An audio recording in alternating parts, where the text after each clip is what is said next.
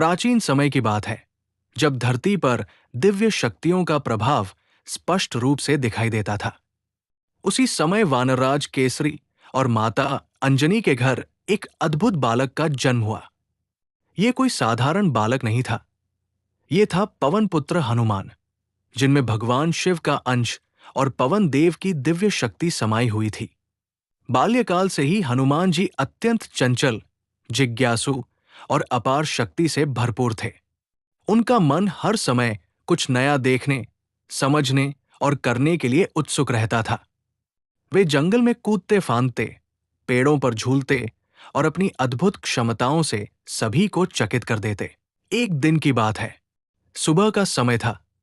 आकाश स्वच्छ था और पूर्व दिशा में उगता हुआ सूरज अपनी लालिमा बिखेर रहा था। पूरा वातावरण सुनहरे प्रकाश से नहा रहा था। तभी बाल हनुमान की नजर उस चमकते हुए लाल सूरज पर पड़ी।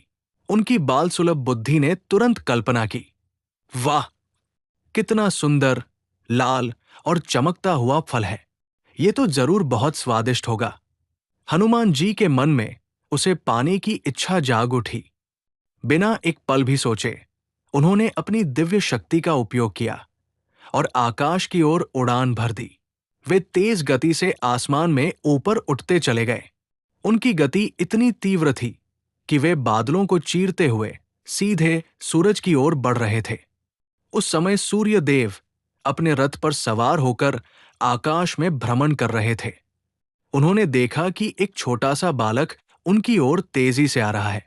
सूर्यदेव आश्चर्यचकित हो गए। ये कौन है जो इतनी निर्भीकता से मेरी ओर बढ़ रहा है? उन्होंने सोचा। इधर देवताओं के लोक में भी हलचल मच गई। सभी देवता ये देखकर चिंतित हो उठे कि एक बालक सीधे सूर्य की ओर जा रहा है। यदि वो सूर्य को निगल लेगा तो सृष्टि में अंधकार छा जाएगा और जीवन समाप्त हो सकता है। तभी देवराज इंद्र ने ये स्थिति संभालने का निर्णय लिया। उन्होंने अपने दिव्य अस्त्र वज्र को उठाया और हनुमान जी की ओर प्रहार कर दिया। वज्र सीधा जाकर बाल हनुमान के ठोड़ी हनु पर लगा। उस प्रहार से वे घायल हो गए और नीचे गिर पड़े। जब यह घटना पवन देव ने देखी तो उनका हृदय क्रोध और दुख से भर गया। वे अपने पुत्र की इस अवस्था को सहन नहीं कर सके। उन्होंने तुरंत अपनी शक्ति वापस ले ली। पूरी पृथ्वी पर हवा का प्रवाह रुक गया। हवा के बिना जीवन असंभव है। कुछ ही क्षणों में संपूर्ण सृष्टि संकट में आ गई। प्राणी तड़पने लगे, पेड़ पौधे मुरझाने लगे और देवता भी घबराने लगे। अब सभी देवताओं को अपनी गलती का एहसास हुआ।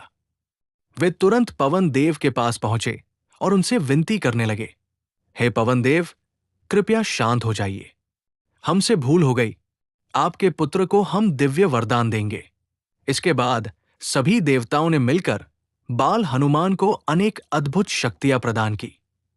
ब्रह्मा जी ने उन्हें अजेयता का वरदान दिया। इंद्रदेव ने उन्हें वज्र से भी अटूट शरीर प्रदान किया। अग्निदेव ने उन्हें अग्नि से अजरमर रहने का वर दिया। वरुण देव ने उन्हें जल से सुरक्षित रहने का आशीर्वाद दिया। यमराज ने उन्हें मृत्यु से मुक्त कर दिया। इस प्रकार बाल हनुमान केवल एक चंचल बालक नहीं रहे, वे बन गए अद्वितीय शक्ति और अमरता के प्रतीक। जब हनुमान जी को होश आया तो वे पहले जैसे ही सरल और निश्चल थे। उन्हें अपने वरदानों का अभिमान नहीं था। वे फिर से अपनी बाल लीला में लग गए। लेकिन इस घटना ने पूरे ब्रह्मांड को एक महत्वपूर्ण शिक्षा दी। शक्ति का उपयोग सदैव विवेक और समझदारी के साथ करना चाहिए। समय बीतता गया। यही बालक आगे चलकर भगवान श्रीराम का परम भक्त बना। उनकी भक्ति, शक्ति और निस्वार्थ सेवा ने उन्हें अमर बना दिया। आज भी जब कोई भक्त सच्चे मन से हनुमान जी का स्मरण करता है तो कहा जाता है कि वे उसकी सहायता के लिए अवश्य आते हैं। और ये पूरी कथा हमें ये सिखाती है कि निर्दोष जिज्ञासा भी अगर सही दिशा में हो तो वही महानता का मार्ग बन जाती है। कमेंट में लिखें जय हनुमान और अपने दोस्तों के साथ शेयर करना ना भूलें। आपका एक छोटा सा लाइक हमें और ऐसी भक्ति भरी वीडियो बनाने के लिए प्रेरित करता है।